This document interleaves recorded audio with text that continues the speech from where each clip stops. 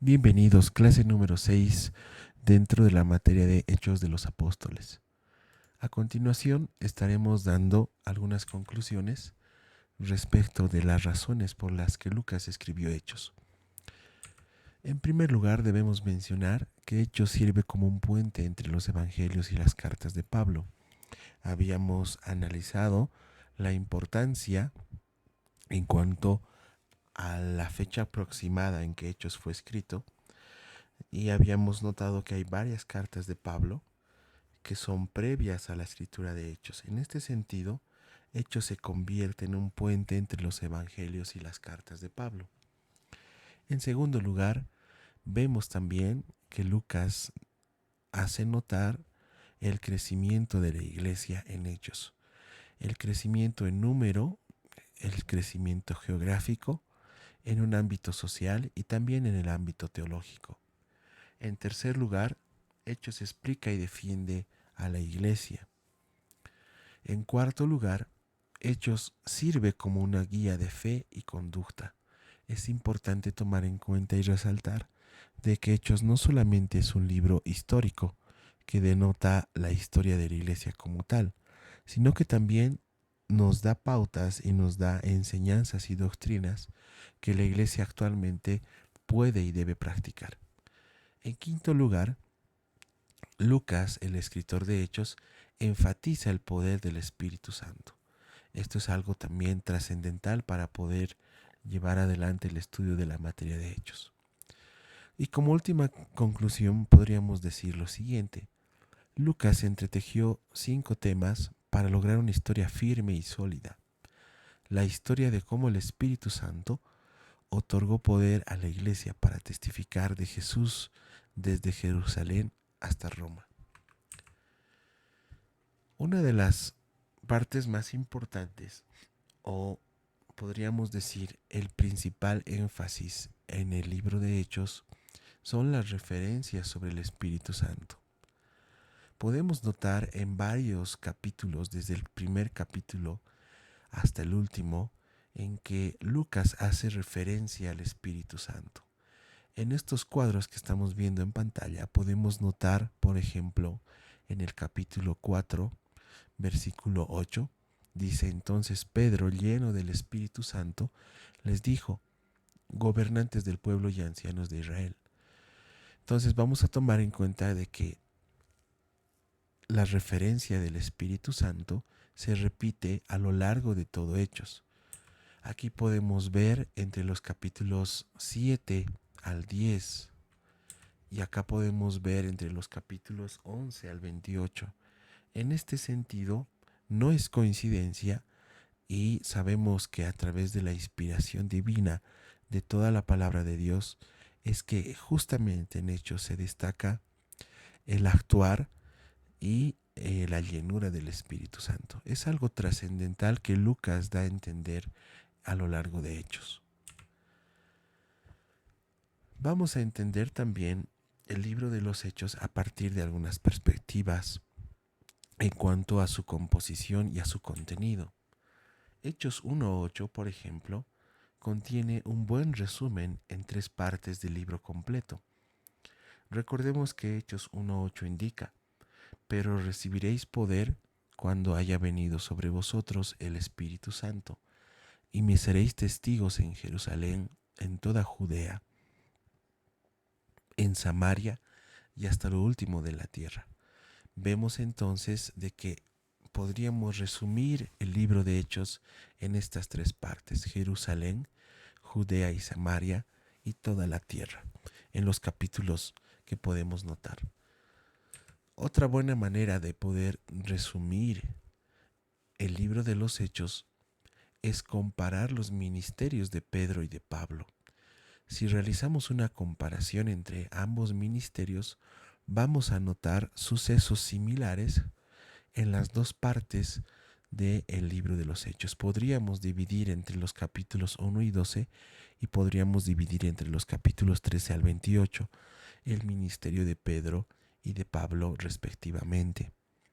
Por ejemplo, podemos notar que Pedro predica a los judíos mientras que Pablo a los gentiles. Pedro sana a un cojo de nacimiento, lo mismo que Pablo. Más adelante vemos también una resurrección en el ministerio de Pedro y también en el ministerio de Pablo. Entonces, un buen resumen podríamos obtenerlo comparando los dos ministerios sobrenaturales de Pedro y Pablo. Y finalmente, Lucas usó estos 24 mensajes como una manera principal de organizar hechos. Podemos notar acá que hay 24 mensajes de predicadores, y estos 24 mensajes también nos podrían dar lugar a poder comprender sistemáticamente el libro de los Hechos. Vemos a Pedro, Gamaliel, Esteban, vemos también las predicaciones de Pablo, Santiago, Pablo y Bernabé, distintas temáticas y lugares, y por supuesto la referencia bíblica en el libro de los Hechos desde el primer capítulo hasta el último. Estas maneras de poder analizar el libro de los Hechos pueden ser saludables en el sentido de la orientación de estudio y teológico y análisis teológico que se quiere hacer. Continuando, en la unidad 2 estaremos hablando sobre los testigos de la iglesia en Jerusalén, el Espíritu Santo en Pentecostés. Como antecedentes vemos que Jesucristo murió en el día de la Pascua. Después de su resurrección ministró en la tierra por 40 días. Y cuando los 120 esperaron en el aposento alto, pasaron cerca de 10 días, por lo que podemos ver que son más o menos 50 días. Pentecostés significa 50. Y vamos a notar que en el Antiguo Testamento esta fiesta también se llama la fiesta de las semanas. Podemos tener estas dos referencias en Éxodo 34:22 y Deuteronomio 16:16. Entonces, el propósito del bautismo en el Espíritu Santo tiene que ver con la llegada del Espíritu Santo en el día de Pentecostés o en la fiesta de Pentecostés. Y está relacionado también a la cosecha. Vemos en Lucas 10:2 y dice: la mies a la verdad es mucha, mas los obreros pocos. Por tanto, rogad al Señor de la mies que envíe obreros a su mies. Pentecostés prepara a los obreros para ir al campo. El Espíritu Santo llenó a 120 creyentes el día de Pentecostés. Una de las referencias más interesantes sobre el bautismo del Espíritu Santo y el propósito del bautismo del Espíritu Santo es sobre la acción transformadora que cobra sobre la vida de Pedro. Vemos a un Pedro distinto a partir de que es bautizado lleno del Espíritu Santo. Un Pedro que había negado a Cristo, que no estaba dispuesto a hablar por él, que no estaba dispuesto a testificar. Luego de ser lleno del Espíritu Santo, Pedro está listo para predicar, ¿no? Se para frente a la multitud y les habla de Jesucristo. Con gran audacia les dice que ellos junto con hombres inicuos mataron a Jesucristo. Esto lo vemos en Hechos 2:23. Entonces, el propósito de recibir el bautismo en el Espíritu Santo es de dar al creyente el poder para testificar. Vamos a notar también que existen referencias sobre el mover del Espíritu de Dios, el Espíritu Santo, en el Antiguo y en el Nuevo Testamento. El siguiente cuadro nos muestra 3 columnas donde podemos ver la transferencia del Espíritu, es decir, la llegada del Espíritu Santo, las señales que hay a partir de la transferencia del Espíritu y las habilidades que se logran, ¿no? En el Antiguo Testamento, por ejemplo, vemos cuando el Espíritu fue transferido de Saúl a David, de Elías a Eliseo, las señales que acompañaron como profetización, ¿no? Y las habilidades también para poder gobernar, para poder liderar, para poder servir. En el Nuevo Testamento vemos también esto. El Espíritu Santo, por ejemplo, fue transferido a Jesús a través de Ananías, a Saulo, ¿no? Saulo recibió sanidad de los ojos, esta es una señal, y el Espíritu Santo también dio la habilidad a Saulo para poder llevar la palabra de Dios a los gentiles. Como podemos notar, el mover del Espíritu es ya desde el Antiguo Testamento. Si bien probablemente la forma es distinta, vemos que tanto Dios Padre, Dios Hijo y Espíritu Santo en su composición trinitaria no trabajan separadamente.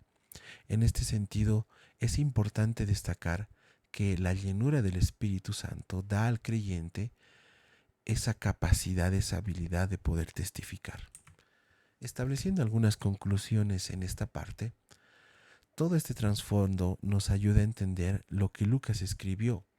Él nunca menciona que la venida del Espíritu Santo sucede para hacernos hijos de Dios, sino más bien la describe de la misma manera como sucedió sobre los creyentes del Antiguo Testamento.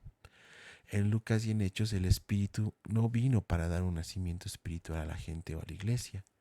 Lucas siempre describe la venida del Espíritu Santo sobre aquellos que ya son creyentes.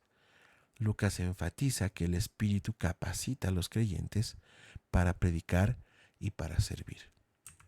Agradezco su atención en esta sexta clase. Bendiciones.